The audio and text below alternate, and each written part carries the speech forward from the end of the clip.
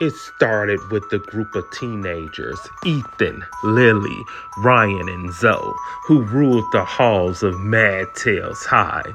They weren't bad kids, at least not the way people imagine villains to be, but they had a cruise streak and their favorite target was Mark, a quiet boy with glasses, messy brown hair, and a constant wheeze due to his asthma. He was always an easy mark, too fragile to defend himself, too shy to stand up for his dignity. The teasing started off small. Snide remarks about his breathlessness in gym class, hiding his inhaler, pranks that left him gasping for air. It escalated slowly like a festering wound until it became a daily routine for them. No one stopped them. No one even cared enough to notice the damage they were doing. One afternoon, while the sun blazed high and the humid hang heavy around them, the group found Mark sitting alone on the bleachers near the track. They approached, smirking. Ethan snatched Mark's inhaler, tossing it between them like a toy. Mark scrambled, his breath hitching, hands shaking as his lungs began to tighten. "Give it back!" he gasped, his voice barely above a whisper.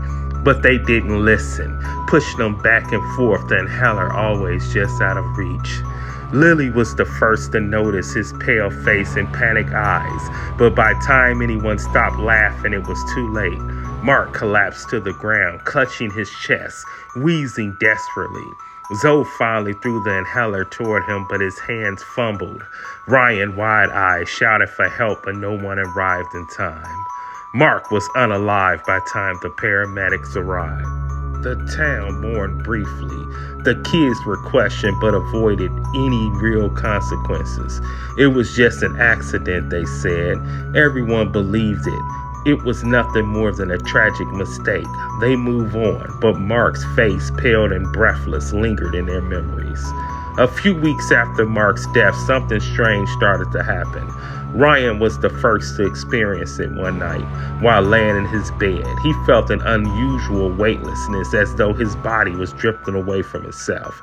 Before he knew it, what was happening, he found himself floating above his bed, staring down at his own sleeping form. At first, it was terrifying, but soon he realized he controlled it.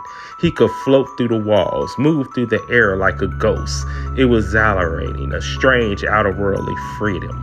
The others started to have similar experiences. Ethan, Lily, Zoe, they all found themselves drifting from their bodies during the night, traveling into astral plane together. They learned to navigate this strange, dreams-like realm, exploring places they couldn't visit in real life. It became their new secret thrill and escape from reality where nothing could hurt them. But then the nightmare began. Started an odd, suffocating feeling in the air, a presence watching them as they floated through the astral plane. One night as they traveled together, Zoe something at first. She thought it was just a shadow in the distance, but it moved closer, its shape slowly becoming more familiar. A figure with messy brown hair and thick glasses, its chest heaving in slow labored breaths. Mark. She screamed and jolted back into her body, waking in a cold sweat, but the others had seen it too. Mark's ghostly figure, gaunt and wheezing, had followed them in an astral plane. Every night after Mark was there waiting, his breathing was shallow and ragged, his eyes full of something they have never seen him do in life, hatred. They could feel it in the way he moved, slow and deliberate, like he was savoring the chase.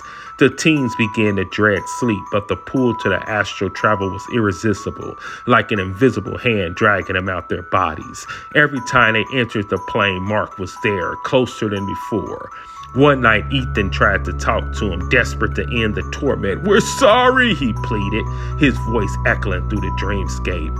"It was an accident, Mark. I swear it was an accident, man."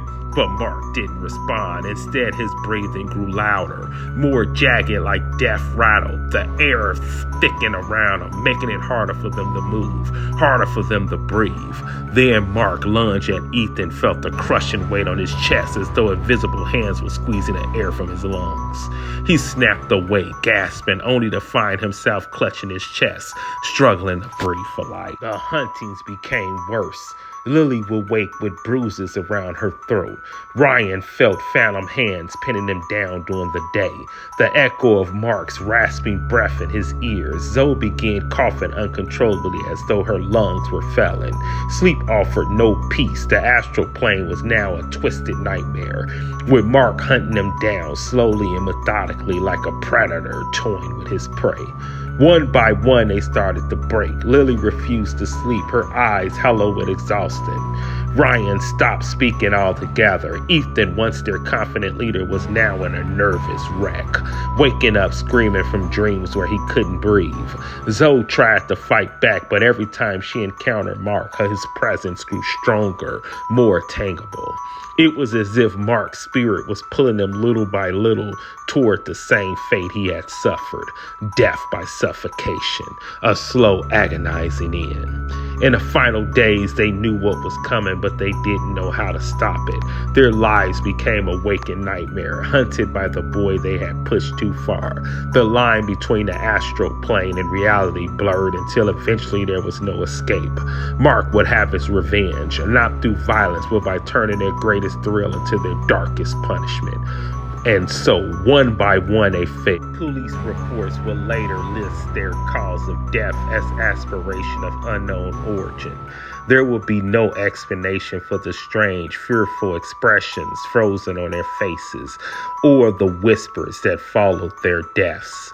But those who knew what they had done, who had seen the way they had tormented Mark, understood in the end he had taken their breath away just like they had taken his.